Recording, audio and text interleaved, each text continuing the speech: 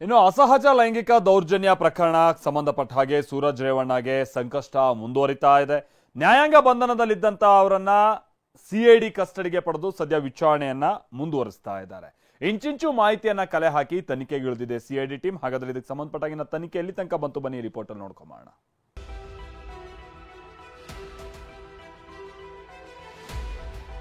ಅಸಹಜ ಲೈಂಗಿಕ ದೌರ್ಜನ್ಯ ಎಚ್.ಡಿ. ರೇವಣ್ಣ ಕುಟುಂಬಕ್ಕೆ ಸುತ್ತಿಕೊಂಡಿರೋ ಹೊಸ ಸಂಕಷ್ಟವಿದು.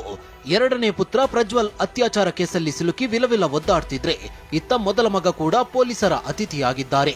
ಯುವಕನೊಬ್ಬನಿಗೆ ಲೈಂಗಿಕ ಕಿರುಕುಳ ಕೊಟ್ಟ ಆರೋಪದಡಿ ಜೆಡಿಎಸ್ ಎಂಎಲ್ಸಿ ಸೂರಜ್ ಸದ್ಯ ಸಿಐಡಿ ಕಸ್ಟಡಿಯಲ್ಲಿದ್ದಾರೆ. ತನಿಖೆಗೆ ಇಳಿದಿರುವ ಅಧಿಕಾರಿಗಳು ಇಂಚಿಂಚು ಮಾಹಿತಿ ಕಲೆ ಹಾಕ್ತಿದ್ದಾರೆ.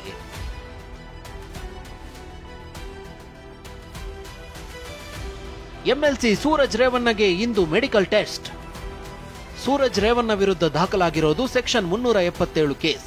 ಈ ಪ್ರಕರಣದಲ್ಲಿ ವೈದ್ಯಕೀಯ ತಪಾಸಣೆ ಮಾಡೋದು ಬಹಳ ಮುಖ್ಯ. ಪ್ರಕರಣದ ಆರೋಪಿ ಮತ್ತು ಸಂತ್ರಸ್ತ ಇಬ್ಬರಿಗೂ ಕೂಡ ಮೆಡಿಕಲ್ ಟೆಸ್ಟ್ ನಡೆಸಲಾಗುತ್ತೆ. ಕೇಸ್ ದಾಖಲಾದ ಬಳಿಕ ಪೊಲೀಸರು ಸಂತ್ರಸ್ತನ ವಿಚಾರಣೆ ಮತ್ತು ಮೆಡಿಕಲ್ ಟೆಸ್ಟ್ ಎರಡನ್ನೂ ಮಾಡಿ ಮುಗಿಸಿದ್ದಾರೆ. ಅದರಂತೆ ಇವತ್ತು ಸೂರಜ್ ರೇವಣ್ಣರನ್ನ ವೈದ್ಯಕೀಯ ತಪಾಸಣೆಗೆ ಒಳಪಡಿಸುವ ಸಾಧ್ಯತೆ ಇದೆ. ಬೆಂಗಳೂರಿನ ಬೌರಿಂಗ್ ಆಸ್ಪತ್ರೆಯಲ್ಲಿ ವೈದ್ಯಕೀಯ ಪರೀಕ್ಷೆ ಮಾಡಲಿದ್ದಾರೆ. ಇಷ್ಟೇ ಅಲ್ಲ, ನಿನ್ನೆಯಷ್ಟೇ ಕಸ್ಟಡಿಗೆ ಪಡೆದಿರೋ ಸಿಐಡಿ ಅಧಿಕಾರಿಗಳು ಸೂರಜ್ನ ವಿಚಾರಣೆ ನಡೆಸಿದ್ದಾರೆ. ಆರೋಪಿ ಬಳಿ ಪ್ರಕರಣದ ಇಂಚಿಂಚು ಮಾಹಿತಿ ಕಲೆ ಹಾಕಿದ್ದಾರೆ. ಸೂರಜ್ ಕೊಟ್ಟ ಮಾಹಿತಿ ಮೇಲೆಯೇ ಇಂದು ಸ್ಥಳ ಮಹಜರಿಗೆ ಇಳಿಯಲಿದ್ದಾರೆ ಎನ್ನಲಾಗಿದೆ.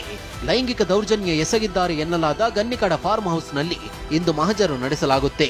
ಸೂರಜ್ನನ್ನ ಕರೆದೊಯ್ದು ಅಧಿಕಾರಿಗಳು ಪರಿಶೀಲನೆ ನಡೆಸುವ ಸಾಧ್ಯತೆ ಇದೆ.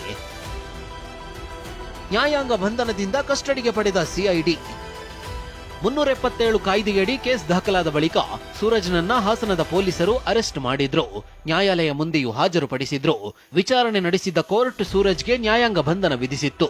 ಆದ್ರೆ ನಿನ್ನೆ ಸಿಐಡಿ ಅಧಿಕಾರಿಗಳು ಕೋರ್ಟ್ಗೆ ಹೊಸ ರಿಮಾಂಡ್ ಅರ್ಜಿ ಸಲ್ಲಿಸಿದ್ರು.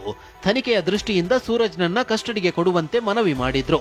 ವಿಚಾರಣೆ ಆಲಿಸಿದ ಕೋರ್ಟ್ ಆರೋಪಿಯನ್ನ ಜುಲೈ 1ರವರೆಗೆ ಸಿಐಡಿ ಕಸ್ಟಡಿಗೆ ವಹಿಸಿದೆ. ಅಷ್ಟಕ್ಕೂ ಸಿಐಡಿ ಸೂರಜ್ನನ್ನ ಕಸ್ಟಡಿಗೆ ಪಡೆಯೋದಕ್ಕೆ ಕೊಟ್ಟ ಕಾರಣಗಳೇನು ತೋರಿಸ್ತೀವಿ ನೋಡಿ. ಪ್ರಕರಣದ ಕೂಲಂಕುಷ ತನಿಖೆಗಾಗಿ ಸೂರಜ್ನ ವಿಚಾರಣೆಗೆ ಒಳಪಡಿಸಬೇಕು. ವಿಚಾರಣೆ ವೇಳೆ ನೀಡಿರೋ ಹೇಳಿಕೆ ದಾಖಲಿಸಿಕೊಳ್ಳಬೇಕು.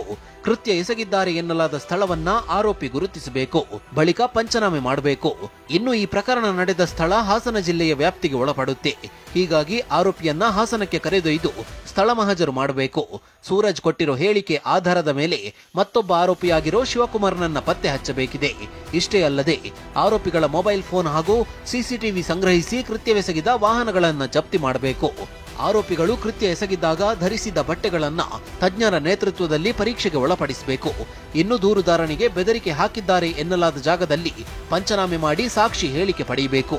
ಹೀಗಂತ ಸಿಐಡಿ ಅಧಿಕಾರಿಗಳು ಕೋರ್ಟ್ ಮುಂದೆ ಮನವಿ ಮಾಡಿದ್ರು.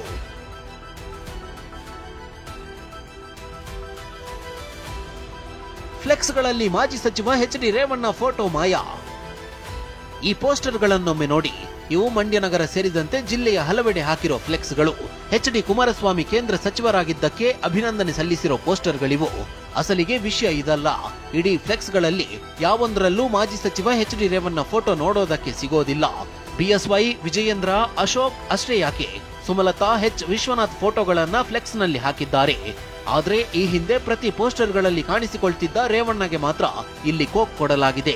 ಮೂಲಗಳ ಪ್ರಕಾರ ಜೆಡಿಎಸ್ ಮುಖಂಡರು ಡ್ಯಾಮೇಜ್ ಕಂಟ್ರೋಲ್ಗೆ ಮುಂದಾಗಿದ್ದಾರೆ ಎನ್ನಲಾಗ್ತಿದೆ. Bureau report, ಟಿವಿ9.